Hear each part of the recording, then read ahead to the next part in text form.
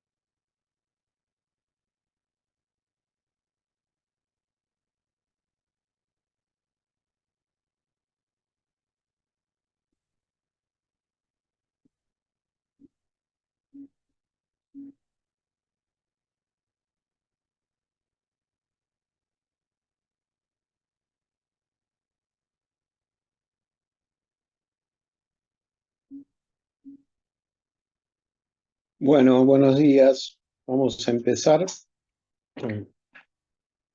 Tenemos que hablar de cirrosis. Es un tema bastante largo.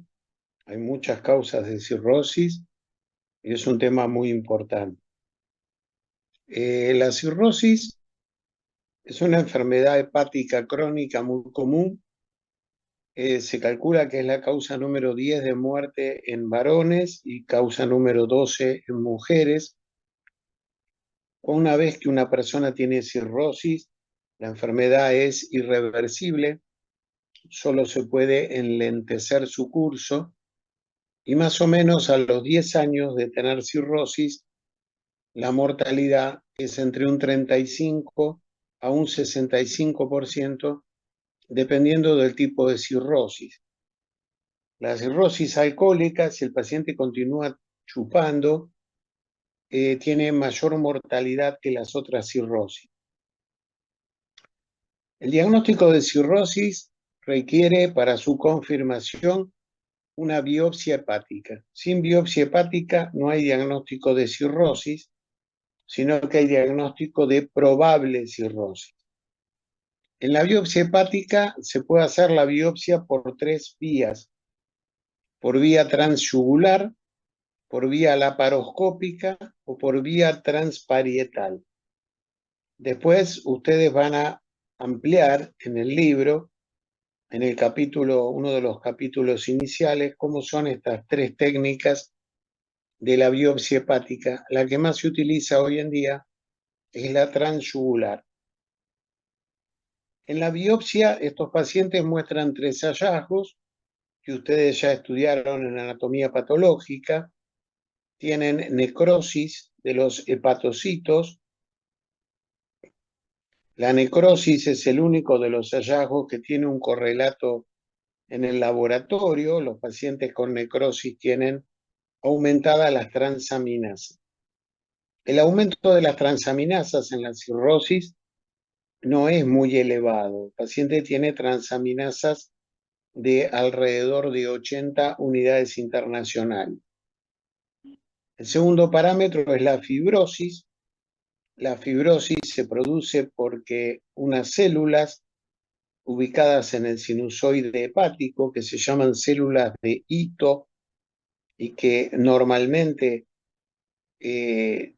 su función es la síntesis y almacenamiento de la vitamina A, estas células sufren una transformación a fibroblastos y empiezan a fabricar cantidades desmesuradas de colágeno, provocando severa fibrosis.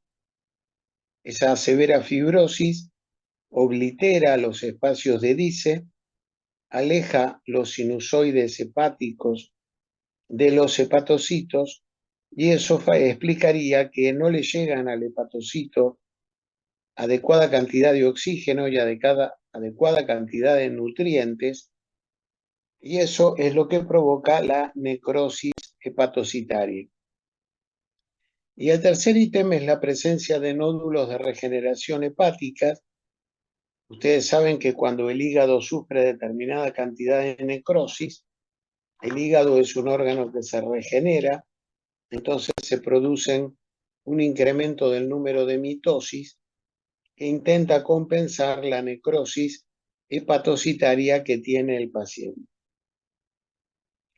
Distinguimos una cirrosis micronodular, también llamada cirrosis de Lennec, que es la típica cirrosis alcohólica, y una cirrosis macronodular, con nódulos mayores de 3 milímetros. La macronodular se ve más en los cuadros secundarios a hepatitis. Y a veces puede haber cirrosis que tienen micro y macro nódulos simultáneamente. El cuadro clínico del paciente con cirrosis es altamente complejo, es tremendamente complejo. Va a tener 4 síndromes básicos. 4 síndromes básicos son insuficiencia hepática con encefalopatía hepática, va a tener hipertensión portal, va a tener ascitis y va a tener una ictericia hepatocelular.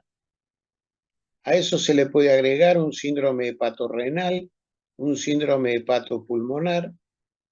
Tienen alto riesgo de desarrollar un hepatocarcinoma. Es común que tengan debilidad, fatiga y pérdida de peso. Aparece una contractura en las manos, en la palma de las manos, que se conoce con el nombre de contractura de Dupuytren, que provoca que haya cierta flexión, sobre todo de los dedos anular y meñique. Puede haber dedos en palillo de tambor con osteoartropatía hipertrófica.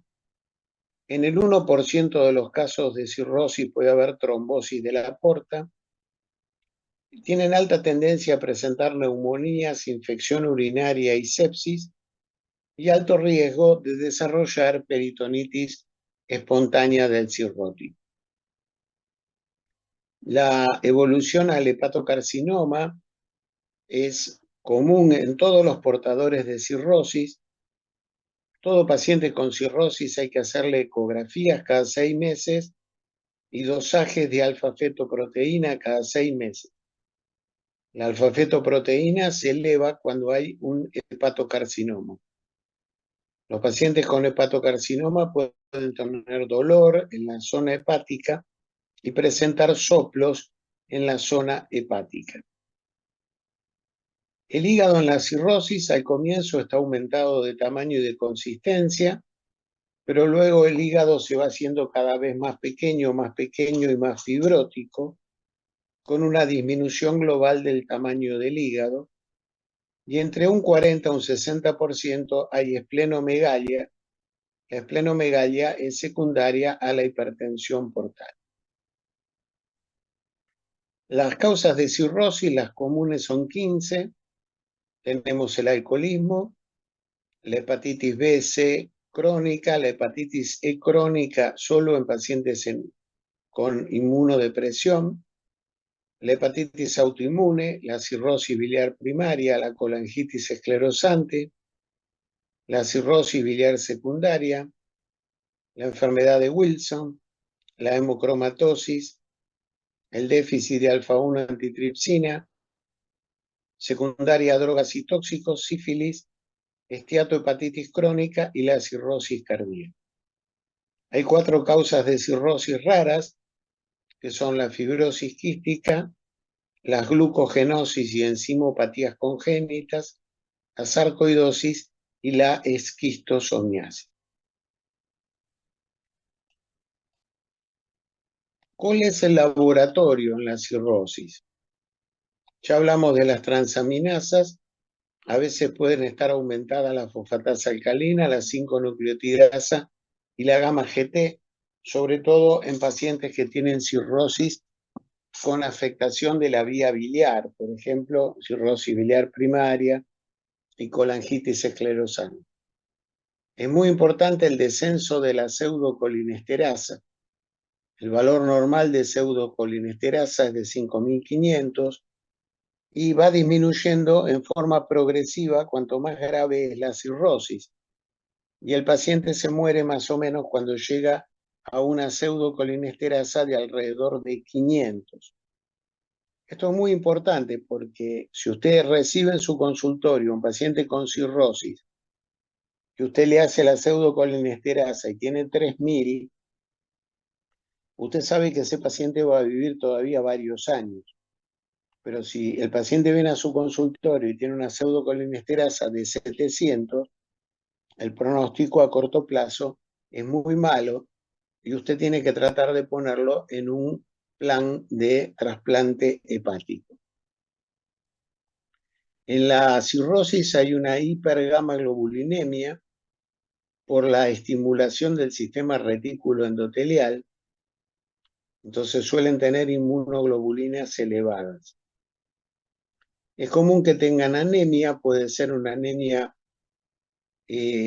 macrocítica por alteraciones de los lípidos sanguíneos, por déficit de ácido fólico, y también puede haber anemia ferropénica por pérdida crónica de sangre. Puede haber hemólisis por el hiperesplenismo secundario a la esplenomegalia por la hipertensión portal. En los estadios avanzados de la cirrosis se ha descrito una anemia llamada acantocitosis. En este estadio avanzado, el hígado fabrica unos lípidos anormales. Estos lípidos anormales revisten el glóbulo rojo y lo deforman, provocando glóbulos rojos con forma de espuela. Esa deformidad que tiene el glóbulo rojo hace que cuando el glóbulo rojo pasa por el vaso, es hemolizado. Esa es la acantocitosis. A veces tienen trombocitopenia. En los gases en sangre tienen alcalosis respiratoria porque tienen cierta hiperventilación. Y los pacientes con cirrosis tienen una tendencia a la hipotensión.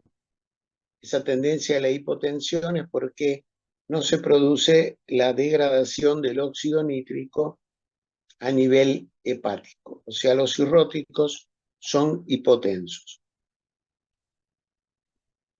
La ecografía al comienzo permite ver una hepatomegalia y luego un hígado pequeño, nodular. El lóbulo caudado suele estar aumentado de tamaño. Y hay un estudio ecográfico nuevo, novedoso, que se llama elastografía, que permite, mediante determinadas ondas elásticas, revelar la rigidez de la estructura hepática. Y esta elastografía se correlaciona bastante bien con los hallazgos de fibrosis en la biopsia. Les dejo para ustedes que lean las clasificaciones, son importantes, la clasificación de Child-Pugh y la clasificación que se llama el índice de MELD. Son índices que se calculan para evaluar la gravedad de la cirrosis. Doctor, Vamos a empezar a hablar un poco de algunas de las complicaciones de la cirrosis. La primera es cómo se maneja la asitis de la cirrosis. Los pacientes con cirrosis, cuando tienen asitis, usted lo puede detectar, la asitis, mediante el examen físico. El paciente va a tener un abdomen distendido, ese abdomen va a tener matidez en los flancos, es una matidez desplazable. Si usted lo coloca al paciente en decúbito lateral, la zona que era mate pasa a ser sonora. Pueden tener el signo del témpano y pueden tener el signo de la onda asítica. La ecografía es el mejor método para aseverar que el paciente tiene asitis. La asitis en los cirróticos es un cuadro que tiene varias causas. Por un lado, la hipoalbuminemia por la insuficiencia hepática. Por otro lado, el exceso de óxido nítrico, que produce hipotensión y produce mala perfusión renal, y eso activa el sistema renina-angiotensina-aldosterona. La angiotensina 2 estimula la hormona antidiurética que retiene agua, y la aldosterona produce retención de sodio y de agua. Todo ese líquido entonces se va a acumular en el peritoneo, provocando la aparición de la asitis. ¿Cómo se maneja la asitis de la cirrosis? Bueno, reposo en cama durante unos días, restricción de la sal a 2 gramos de sal por día, leve restricción del agua.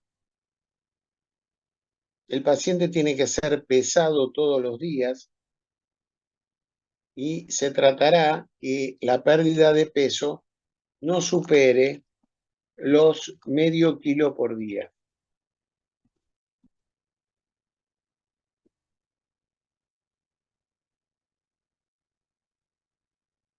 ¿Por qué? Porque si el paciente pierde más de medio kilo por día, usted le está haciendo perder mucha volemia del compartimento intravascular, y eso aumenta el riesgo de que el paciente haga una falla renal. ¿Cómo se trata la asitis? Se trata con espironolactona. La espironolactona es un diurético inhibidor de los receptores de la aldosterona. Se empieza con 100 miligramos por día y la dosis máxima es de 400 miligramos por día. Actúa en el túbulo colector y es un inhibidor competitivo del receptor de la aldosterona. En general, con la espironolactona sola, el paciente se compensa y se puede mantener durante varios meses compensado, pero llega un momento que su enfermedad continúa avanzando y al continuar avanzando ya no alcanza con la espironolactona. Entonces se le debe agregar a la espironolactona furosemida. La furosemida, el nombre comercial es el Lasix, vienen comprimidos de 40 miligramos, se empieza con medio comprimido por día y hasta una dosis de un comprimido por día. Puede ocurrir que a pesar del uso de la espironolactona y de la furosemida, el paciente continúe con asitis y entonces se habla de una asitis refractaria al tratamiento diurético. Cuando hay una asitis refractaria al tratamiento diurético, primero debemos descartar una peritonitis espontánea del cirrótico y una vez descartada ella, si no hay signos de infección del líquido asítico, el único tratamiento que nos queda posible para la asitis es hacer paracentesis programadas cada 15 o 20 días.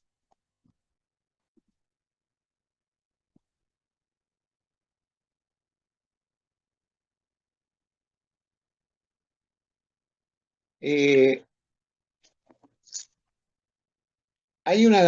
cuando usted hace estas paracentesis, o sea, paracentesis es usted le hace una punción de líquido asítico y usted le evacúa el líquido asítico totalmente, el líquido que tiene adentro del peritoneo.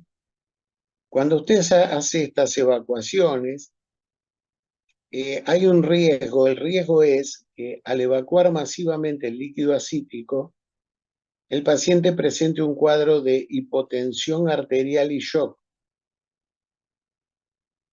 hipovolémico e hipotensión arterial.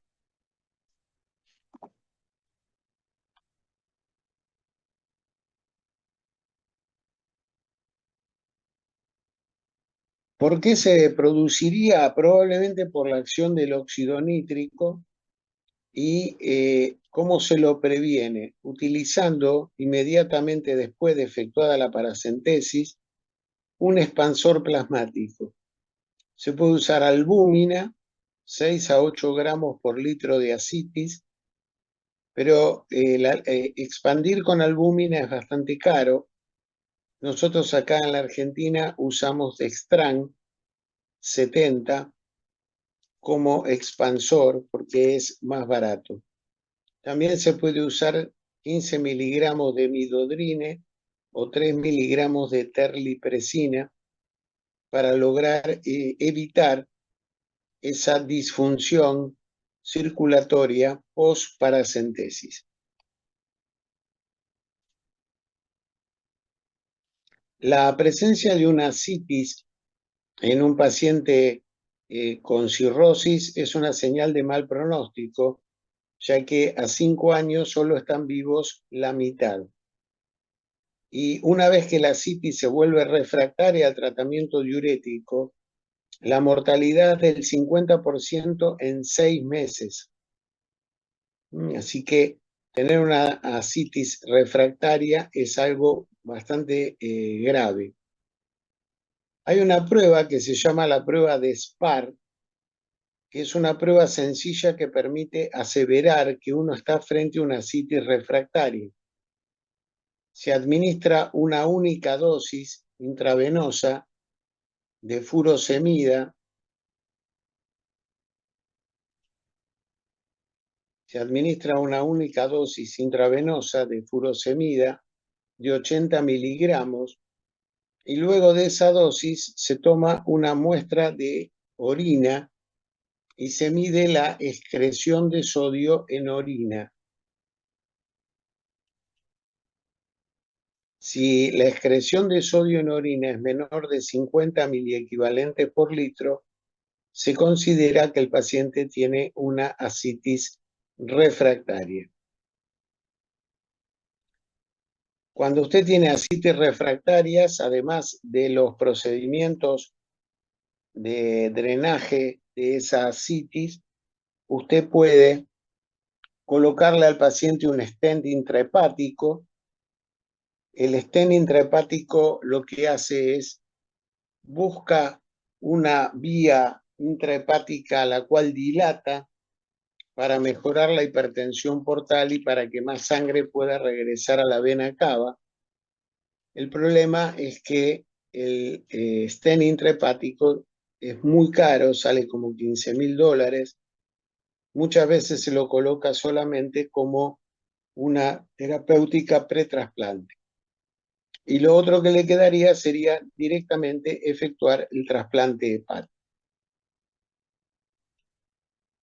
Con respecto a la fibrosis,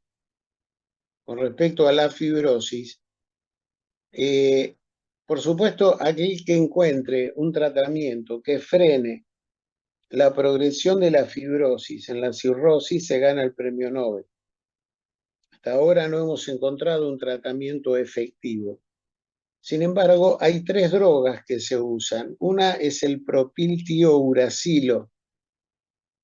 El propiltiouracilo se usa 300 miligramos por día durante 3 meses y luego se descansa un año y otra vez se da 3 meses, perdón, se descansa un mes y se vuelve a dar otros 3 meses. O sea, 3 meses de tratamiento y 3 meses de descanso. El propiltiuracilo aparentemente tendría la capacidad de frenar un poco la fibrosis, disminuye la mortalidad más o menos en un 25%. La otra droga que también se ha utilizado es la colchicina, 1 miligramo por día. Y la última droga es una droga que se fabrica acá en la Argentina, es un arbusto llamado cardo mariano que crece en la zona de Córdoba y que tiene un compuesto activo que se conoce con el nombre de silimarina. La silimarina es un compuesto flavonoide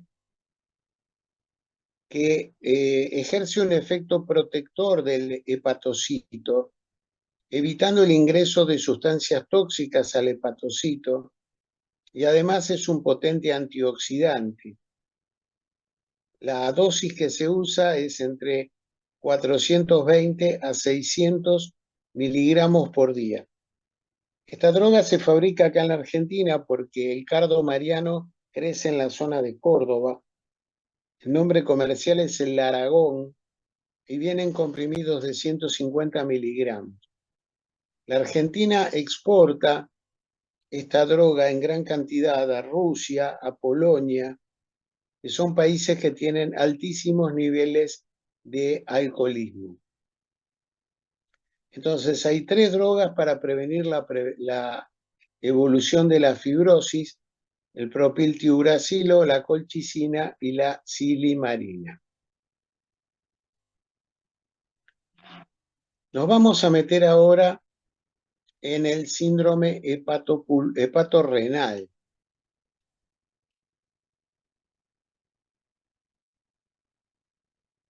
En realidad, el síndrome hepatorrenal, Doctor, una consulta. ¿sí? En la situación pretrasplante de una cirrosis avanzada, usted ¿Sí? mencionó lo del shunt intrahepático. ¿La anastomosis con la mesentérica inferior sería otra opción? ¿Anastomosis de qué con la mesentérica inferior? De la vena porta con la vena mesentérica para ya drenarlo a la cava. Eso es hacerle una cirugía de derivación por tocava. decís vos. Las cirugías de derivación por TOCAVA en general se hacen con la vena renal, no con la mesentérica. Se hacen en general con la vena renal. Se pueden hacer, pero el problema que tienen es que te mejora la hipertensión portal, pero no te mejora la suficiencia hepática. De hecho, te la empeora, porque hay un montón de sangre que no va a pasar por el hígado y entonces un montón de sustancias tóxicas pasan directamente a la circulación y lo que sueles hacer entonces es empeorar la encefalopatía hepática. Así que son procedimientos que se pueden hacer, pero hay que pensarlo muy bien. En realidad, lo que más conviene es directamente hacer el trasplante hepático. Lo que pasa es que si es un paciente alcohólico activo, para hacer el trasplante hepático creo les exigen por lo menos, no sé si 2 años de abstinencia de alcohol o 3 años de abstinencia de alcohol, si no, no te lo hacen. ¿Mm? No sé si te contesté. Sí, sí, sí, perfecto, gracias. Bueno, vamos al capítulo de la insuficiencia renal aguda en un paciente con cirrosis, donde ahí nos importa el diagnóstico de síndrome hepatorrenal. Usted tiene un paciente con cirrosis y de golpe le falla el riñón. ¿Cómo se da cuenta que le falla el riñón? Y porque empieza a orinar cada vez menos, empieza a aumentar la urea y empieza a aumentar la creatinina. Hay cinco causas en los pacientes con cirrosis por los cuales pueden tener una falla renal. La más grave de todas es el síndrome hepatorrenal, pero hay otras 4 que hay que conocer. Una es cuando hay una hiponatremia dilucional con un descenso muy importante de los niveles de sodio. En general son pacientes que tienen esa hiponatremia dilucional porque tienen una gran liberación de hormona antidiurética con gran retención de agua libre. Hoy en día esto se trata con restricción acuosa y con antagonistas del receptor renal de la hormona antidiurética. La droga que más se usa es el tolvaptan. Entonces, una causa es la hiponatremia dilucional grave. Otra causa es la glomerulonefritis.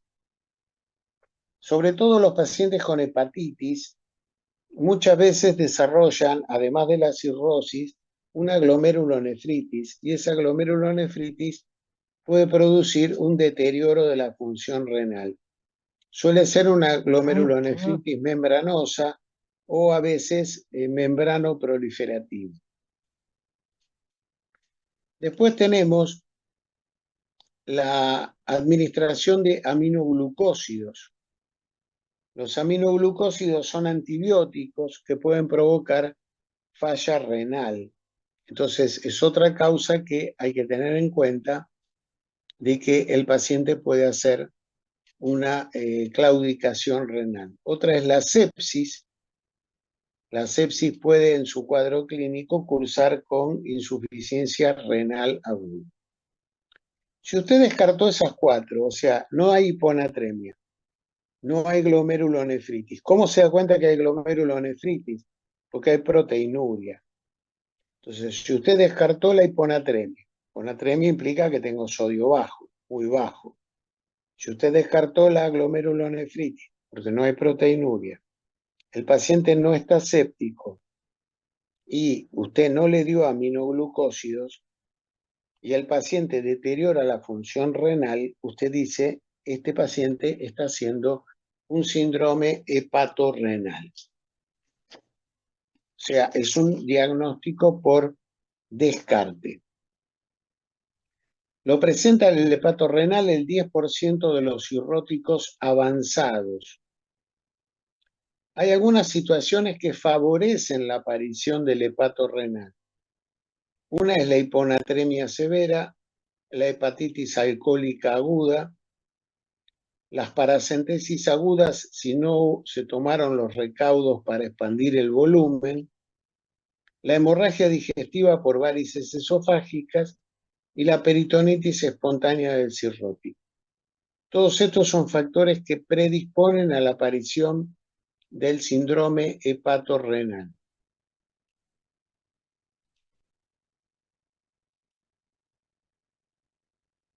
Hay dos tipos de síndrome hepatorrenal. El tipo 1. El tipo 1 tiene una creatinina mayor a 2,5 y un filtrado glomerular menor de 50 mililitros. Se mueren rápido, estos se mueren en 2 semanas. Tienen fracaso multiorgánico, hipotensión, bajo gasto cardíaco y se mueren rápidamente. Y el tipo 2 tiene creatininas entre 1,5 y 2,5 y se mueren más o menos en 6 meses. Suelen tener ascitis refractaria. ¿Cuáles son entonces? Hay dos tipos de hepatorrenal, tipo 1 muy grave, muere en pocas semanas, y tipo 2 puede sobrevivir hasta 6 meses. ¿Cuáles son los criterios para diagnosticar un hepatorrenal? El aumento de la creatinina y la disminución del clearance, que no mejore la función renal al sacar los diuréticos y expandirlo al paciente, que haya una proteinuria baja y que no haya lesiones del parénquima renal ni lesiones obstructivas de los uréteres en la ecografía.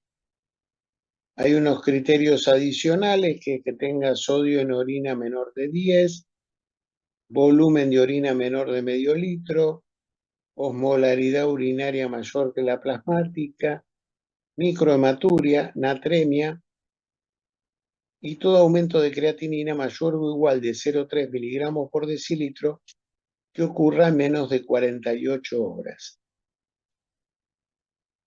¿Por qué se produce el hepato renal?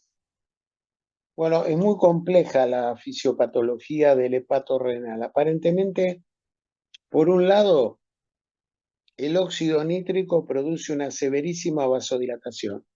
Por otro lado, el organismo activa el sistema renina-angiotensina-aldosterona para compensar esa hipotensión y eso estimula el sistema simpático y estimula la hormona antidiurética.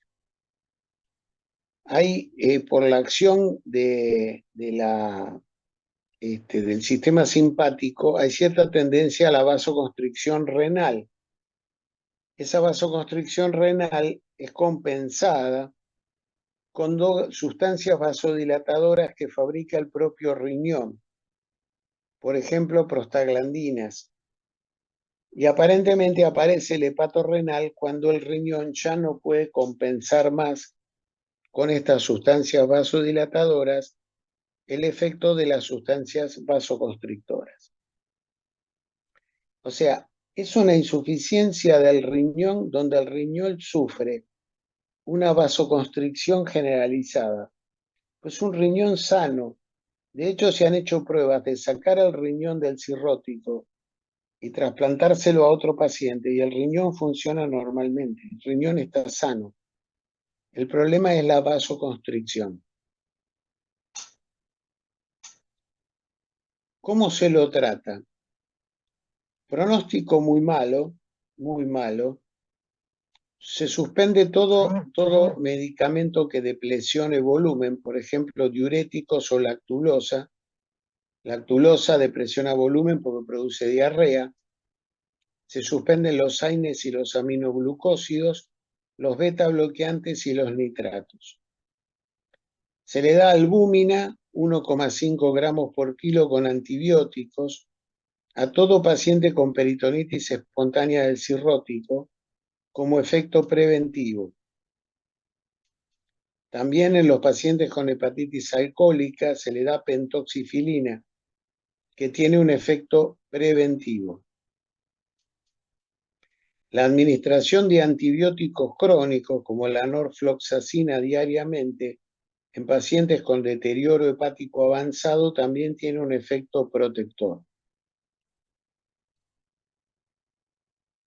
Todo paciente con varices sangrantes se recomienda darle antibióticos durante por lo menos 7 días.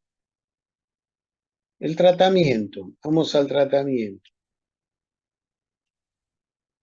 Hay que tratar de antagonizar el efecto vasodilatador del lecho esplácnico del óxido nítrico usando drogas vasoconstrictoras y mejorar la perfusión renal expandiendo al paciente con albúmina. Hay 3 alternativas. La alternativa 1 es darle terlipresina, 0,5 miligramos cada 4 horas intravenoso, asociada a la albúmina. Tiene una eficacia del 50%. La alternativa 2 es usar midodrine asociado a octiotride, asociado a albúmina. Y la alternativa 3 es usar noradrenalina intravenosa en infusión continua. Esos son las tres posibilidades de tratamiento que usted tiene en estos pacientes. Está discutido si se puede utilizar, si mejora el paciente usando hemodiálisis. Algunos dicen que se le puede colocar un shunt de derivación intrahepático y, por supuesto, el tratamiento más importante que sería directamente el trasplante hepático. O sea, conclusión, si usted tiene un paciente con cirrosis que deteriora la función renal, usted tiene que descartar las otras 4 causas. Si las otras 4 causas se descartan, es un hepatorrenal. Si es un hepatorrenal, rece. Rece porque la gran mayoría se muere. Y ahí tiene el tipo 1, que se muere en 2 semanas, y el tipo 2, que se muere en 6 meses. El tipo 2 te da un tiempito para que vos por lo menos consigas hacer el trasplante. Vamos al síndrome hepatopulmonar, síndrome muy interesante, muy interesante. El asunto es así.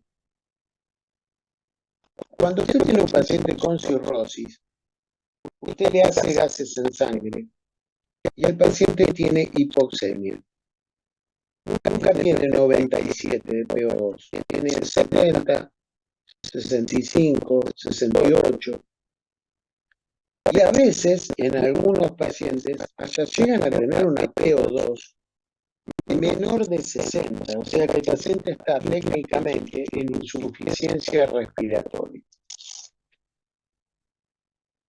Lo extraordinario es que usted, los médicos, lo primero que dijeron es, bueno, tiene hipoxemia, debe tener alguna enfermedad en el pulmón. Entonces le sacaban radiografías de pulmón. Las radiografías de pulmón eran totalmente normales. Entonces la pregunta era, ¿por qué tienen hipoxemia? ¿Por qué en algunos casos esa hipoxemia es tan grave que termina provocando insuficiencia respiratoria? Y a pesar de eso, el pulmón es normal. ¿Por qué hay hipoxemia? Bueno, eso se descubrió hace más o menos unos 15 años. ¿Qué es lo que se vio? Como estos pacientes tienen un exceso de óxido nítrico, porque el hígado no degrada el óxido nítrico, porque es un hígado que está enfermo, hay un gran aumento del óxido nítrico y ese gran aumento del óxido nítrico produce la apertura de ciertas comunicaciones arteriovenosas que comunican la arteria pulmonar con la vena pulmonar sin que la sangre pase por los alvéolos. Entonces, la causa de la insuficiencia respiratoria de estos pacientes es que estos pacientes tienen un shunt patológico, un shunt aumentado, porque parte de la sangre de la arteria pulmonar pasa a las venas pulmonares sin pasar por los alvéolos. Por eso usted puede darle oxígeno al 100% y no mejora la hipoxemia, porque el oxígeno está en el alvéolo, pero la sangre no pasa por el alvéolo, entonces no se oxigena. Clínicamente el paciente tiene disnea, tiene ortodeoxia. La ortodeoxia es que si usted está acostado, tiene una determinada saturación de la hemoglobina, pero si usted se para en la posición de pie, tiene una desaturación de la hemoglobina de más del 10%. Y tienen platipnea, que es una disnea que empeora cuando el paciente se pone de pie y mejora cuando el paciente se coloca en decúbito. Tienen también muchos spiders en la piel. Suelen tener taquicardia y aumento de la temperatura en la parte distal de las extremidades por el efecto del óxido nítrico. Pueden tener dedos en palillo de tambor y uñas en vidrio de reloj. Usted le va a hacer gasometría, le va a hacer una espirometría, una placa de tórax y un ecocardiograma. En el ecocardiograma se le pueden administrar al paciente una sustancia que produce la aparición de burbujas, en las pequeñas burbujas en la sangre, y usted va a ver cómo las burbujas pasan directamente, rápidamente pasan de la arteria pulmonar a la aurícula izquierda. También se puede ver lo mismo con agregados de albúmina con tecnesio 99. Y se puede hacer una angiografía para mostrar justamente esas dilataciones entre la arteria pulmonar y la vena pulmonar. El tratamiento se les puede poner un poquito de oxígeno, se ha intentado la embolización, o sea, embolizar las comunicaciones arteriovenosas más importantes. Eso, si la embolización es positiva, mejora bastante la hipoxemia. Y finalmente el trasplante hepático. El trasplante hepático sería el tratamiento definitivo. Como una miscelánea, hay pacientes que tienen hipertensión portal que desarrollan hipertensión de la arteria pulmonar. Es poco común, se ve solo en el 2 al 5% de los casos, que son pacientes que tienen hipertensión portal e hipertensión pulmonar, y por la hipertensión pulmonar van a hacer insuficiencia cardíaca de leche. Con esto terminamos lo del hepatopulmonar y vamos a la peritonitis espontánea del cirrótico.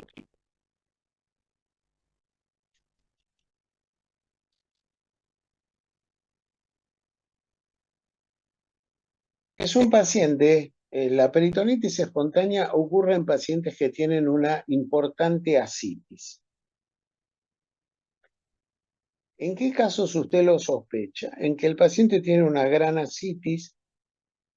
De hecho, de los pacientes que se internan con ascitis importante en el hospital, 1 de cada 4 tiene peritonitis espontánea. Por lo tanto, usted debe punzarlos siempre para descartar la peritonitis espontánea. Una característica es que el paciente se vuelve refractario a los diuréticos. Cuando usted tiene una peritonitis espontánea, una presencia de bacterias en el peritoneo, el paciente se vuelve refractario a los diuréticos. La pregunta es, ¿cómo aparecen los gérmenes en el peritoneo? Bueno, esta es una peritonitis en la que no hay ninguna perforación, no hay ninguna víscera rota, sino que lo que ocurre es un fenómeno de traslocación bacteriana. Pasan gérmenes de la luz del intestino al peritoneo. Los gérmenes que hacen traslocación, señores, por favor, presten atención, son exclusivamente los gram negativos. No hay acá anaerobios, hay solo gram negativos. El más común, la Escherichia coli, y le sigue la Klebsiella. ¿Cómo es el cuadro clínico? Si bien el cuadro se llama peritonitis, paradójicamente no se presenta con el típico cuadro peritoneal. En general, el paciente tiene molestias abdominales vagas, leves, puede estar con un cuadro febril o subfebril, a veces puede presentarse séptico, a veces tiene refractariedad al tratamiento diurético y puede tener una encefalopatía séptica y complicarse con un síndrome hepatorrenal. Es muy raro que tenga cuadro peritoneal, muy peritoneal típico, eso es realmente muy raro. ¿Cómo usted certifica el diagnóstico? Usted le tiene que hacer una punción de líquido acítico.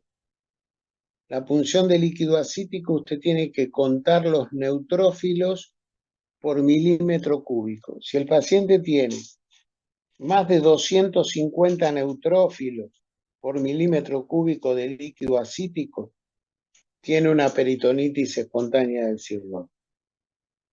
Se aconseja también colocar líquido acítico en frascos de hemocultivo y mandarlos a cultivar.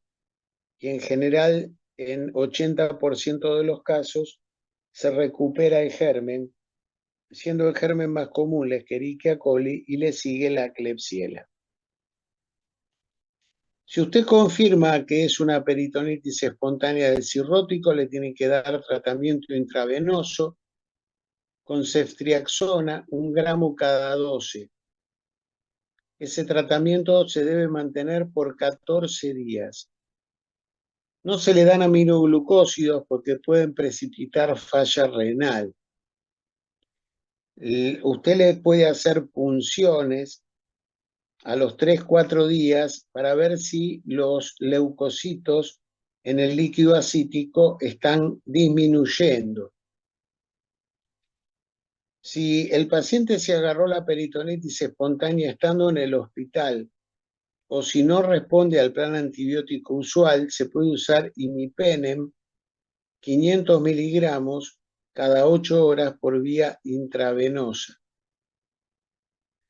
Se le puede dar albúmina 1,5 gramos por kilo los primeros días y eso se vio que mejora, disminuye el tiempo de hospitalización, mejora la sobrevida y reduce los casos de falla renal. Después de 14 días de tratamiento antibiótico, el paciente se cura, pero se vio que tienen una alta probabilidad de recidiva. Como tienen alta probabilidad de recidiva, se acordó de hacer profilaxis antibiótica con un comprimido diario. Se puede usar norfloxacina o ciprofloxacina por vía oral. El cuadro de peritonitis espontánea es grave. En el primer episodio pueden morir entre un 12 a un 20% de los pacientes afectados. Muy bien.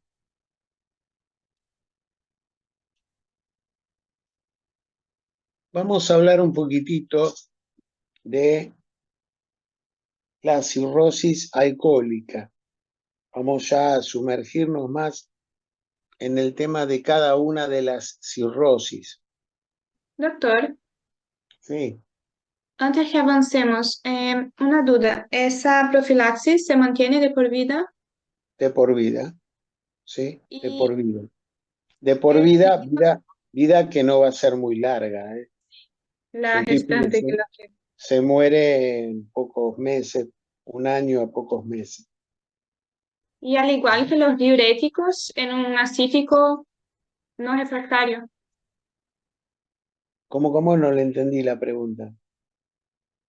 Ay, perdón, hay mucho sonido acá. Al igual lo mantengo de por vida los diuréticos en un acítico no refractario. Mientras no sea refractario, usted le mantiene los diuréticos. Cuando se volvió refractario, ya que le dé diuréticos no tiene sentido, ahí le tienen que hacer paracentesis cada 15 a 20 días. Lo interna, se queda unas horas internado, le hace la punción, le vacía la cita y lo manda a la casa. A los 15 a 20 días otra vez lo interna, otra vez le punza la cita y le saca el líquido y lo manda a la casa. Y así hasta que se muera. No puede hacer otra cosa. Salvo trasplante hepático. Doctor, una consulta. Sí. Ya cuando usted habló de la ecografía donde puede ver la fibrosis del hígado La y la clínica, elastografía. ¿cómo? Elastografía, sí. La elastografía, ¿ya con ese estudio ya puede confirmar la cirrosis o sí tiene que hacer la No, muestra no, patológica? no. Biopsia. Siempre Biopsia. biopsia. Sin biopsia no hay cirrosis. Perfecto. Sin biopsia no hay cirrosis. Vos tenés que siempre biopsiar.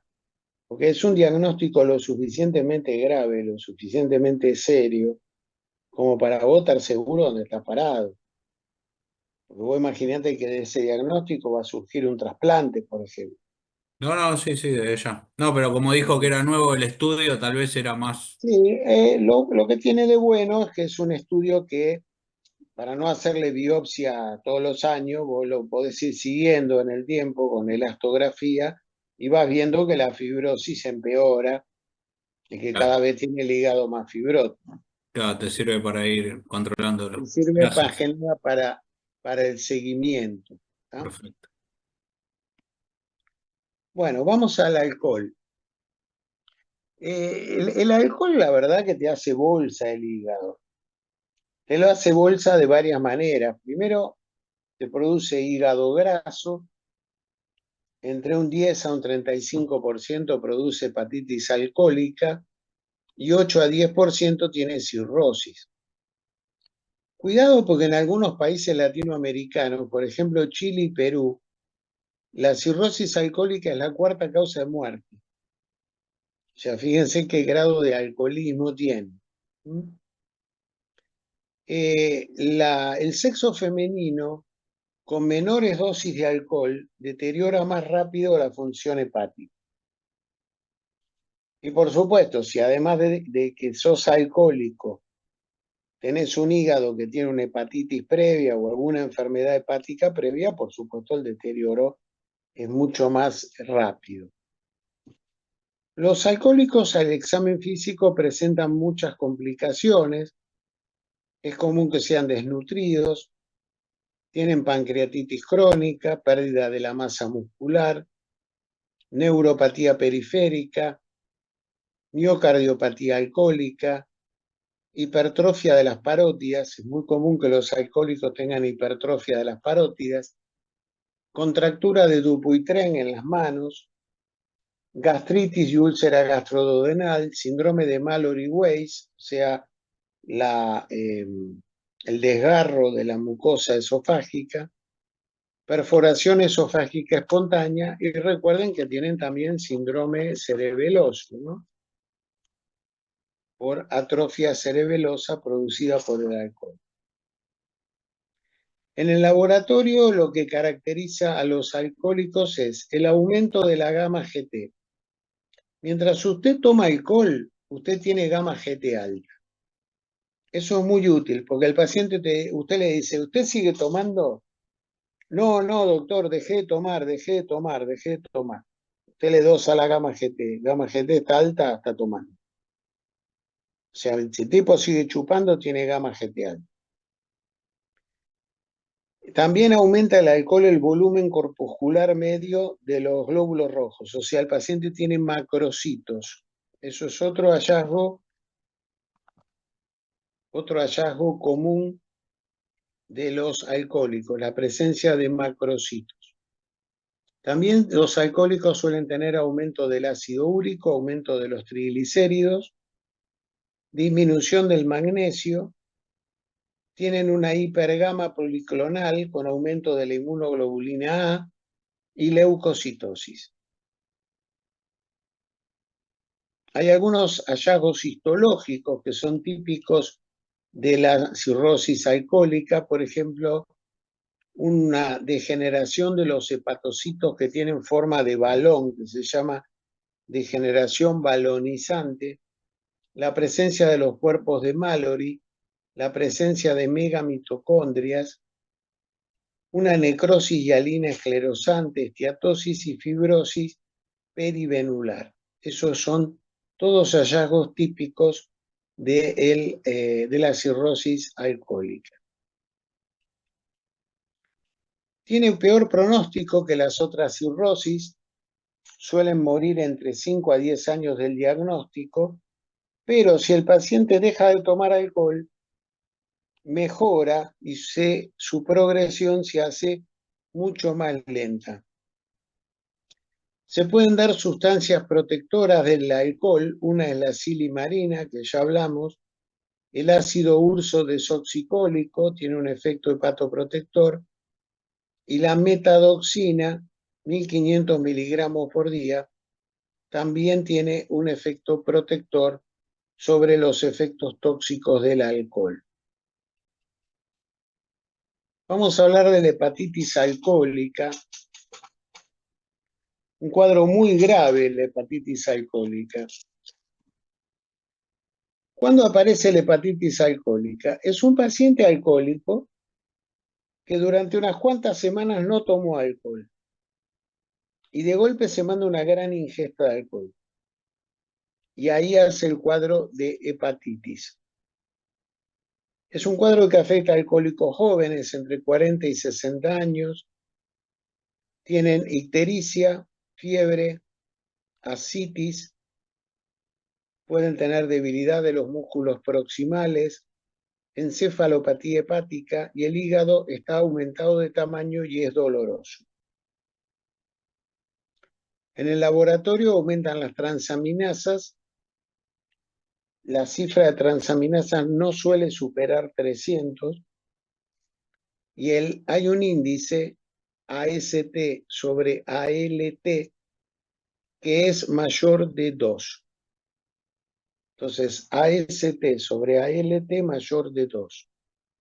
Tienen leucocitosis neutrofilia, pueden hacer síndrome hepatorrenal y pueden deteriorar la coagulación.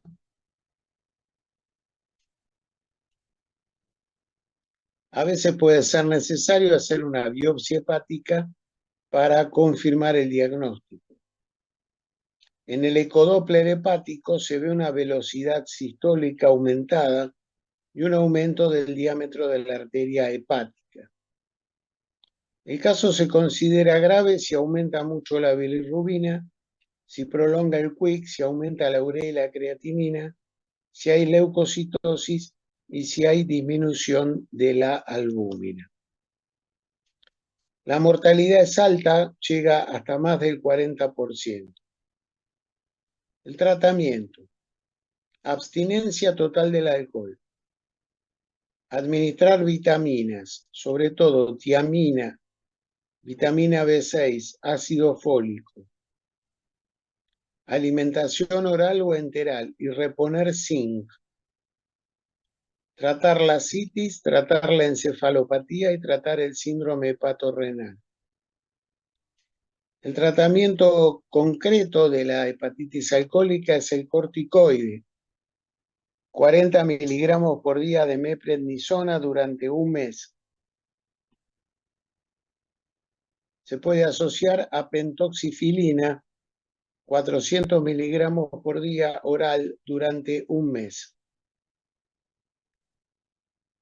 Si el paciente continúa empeorando, lo único que usted le puede ofrecer es directamente el trasplante hepático.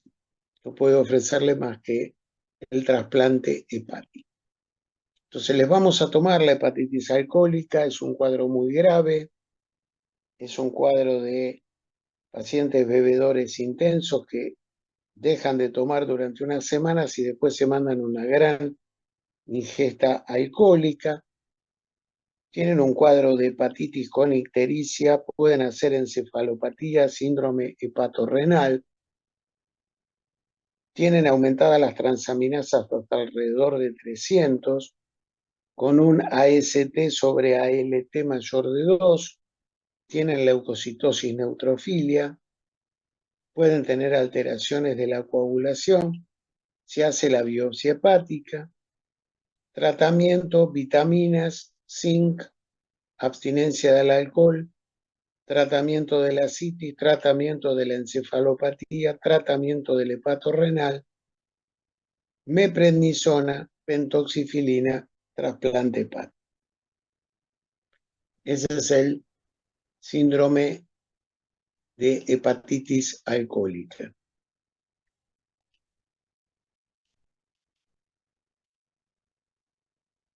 Bueno, muy bien.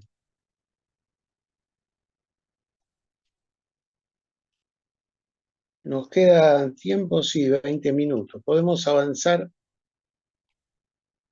con la cirrosis por enfermedad de Wilson. La enfermedad de Wilson es una cirrosis que se va a ver en pacientes jóvenes, en general menores de 25 años, 30 años. A veces hasta puede aparecer en niños. Tienen un defecto genético de un gen que se llama ATP7B. ATP7B. Este gen reduce la excreción biliar de cobre y produce la acumulación de cobre en el hígado, en el cerebro y en el riñón.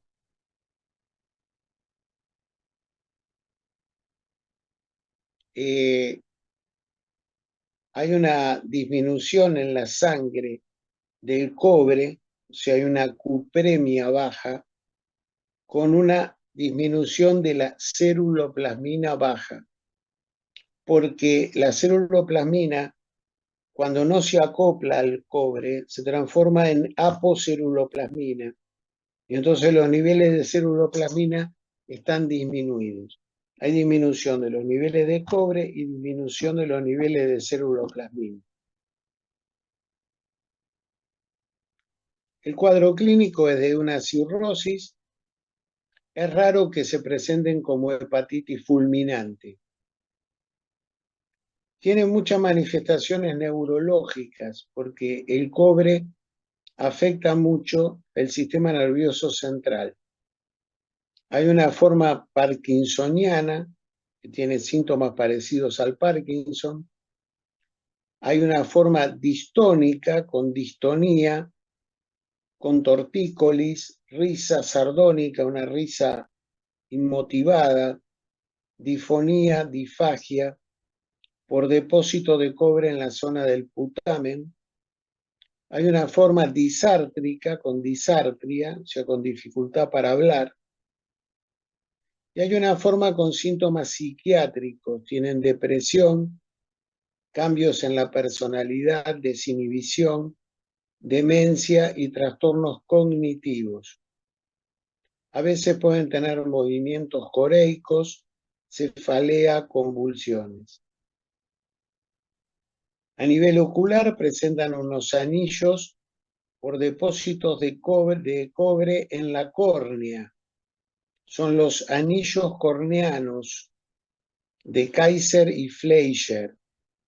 Lo tienen el 50 al 60% de los pacientes. Pueden tener cataratas, ceguera nocturna, estrabismo y neuritis óptica. Es común que tengan osteoporosis, condrocalcinosis, se ha descrito abortos involuntarios, hipoparatiroidismo, pancreatitis, miocardiopatías, pérdida de aminoácidos en orina y nefrolitiasis. Tienen entonces ceruloplasmina muy baja y cobre muy bajo, con una cupruria en orina de 24 horas muy aumentada. Se hace la biopsia hepática y se analiza cuánto cobre tiene por gramo de biopsia hepática. Se le puede pedir una resonancia magnética y se puede pedir un estudio genético para detectar otros casos en la familia. ¿Cómo se trata la enfermedad? Bueno, la enfermedad se trata con quelantes del cobre. ¿Qué es un quelante? Un quelante es una sustancia que se une al cobre y lo elimina a nivel urinario. El que más se utiliza es una droga que se llama trientine. Trientine. Se administra antes o después de las comidas, se une al cobre y permite la eliminación del cobre a nivel urinario. También se puede usar el zinc, 50 a 100 miligramos 3 veces por día. También el zinc favorecería la eliminación del cobre. Antiguamente se usaba la penicilamina, pero la penicilamina tiene muchos efectos colaterales, entonces se la está usando mucho menos que antes. También se ha sugerido que darle vitamina E mejora también el cuadro clínico. Ahora, si el paciente tiene compromiso neurológico, no se utiliza el trientine, sí se puede usar el zinc y se usa una droga que se llama tetratiomolibdato. Tetratiomolibdato, que estabiliza la enfermedad neurológica y disminuye los niveles de cobre en pocas semanas. En la dieta tienen que comer alimentos que no tengan cobre. Los alimentos que tienen mucho cobre son el chocolate, los hongos, los mariscos y los frutos secos.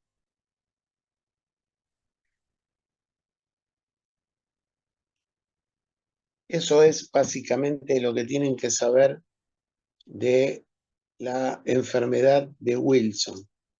Recuerdo de vuelta, el Wilson es un chico joven, no es un cirrótico de 50 años.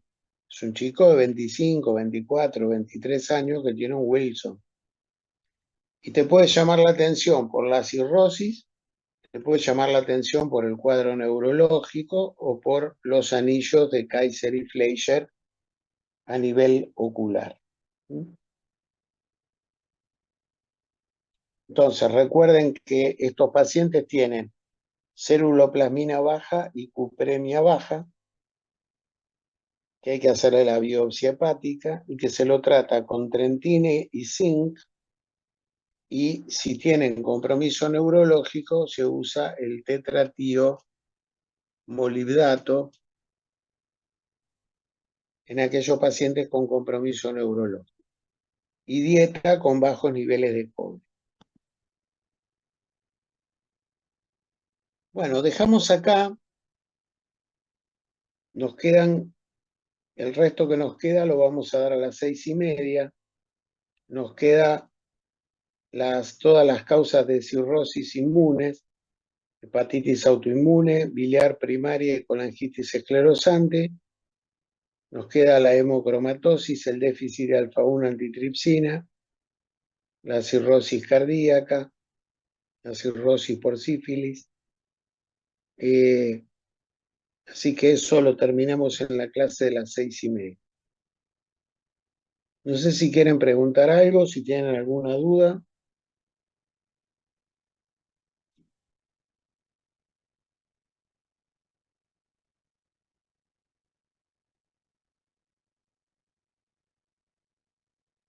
Creo que no, profe. Ya está. ¿Está todo bien? ¿Me quiere Sí, hay preguntar que algo? estudiar un montón. Ay, bueno, hígado es un tema muy largo. Agradezca que no lo tuvo no lo tuvo en el parcial. Es un tema muy largo. Es un tema difícil. No es un tema fácil, ¿eh? Tema difícil, hígado. Sí, Bastante igual muy difícil. lindo. ¿Mm? Es Es un lindo. tema muy lindo. Sí. Muy lindo. Sí, muy interesante, hígado. Muy, muy interesante. Muy, muy interesante el hígado. Y bueno, puede ser hepatóloga usted si le gusta. Es una linda especialidad ser hepatólogo. ¿Mm? Bueno, nos vemos a las 6:30 y ahí largamos con hemocromatosis en adelante. Gracias, doctor. Chao. Chau, chau. Gracias, Doc, gracias. Hasta luego.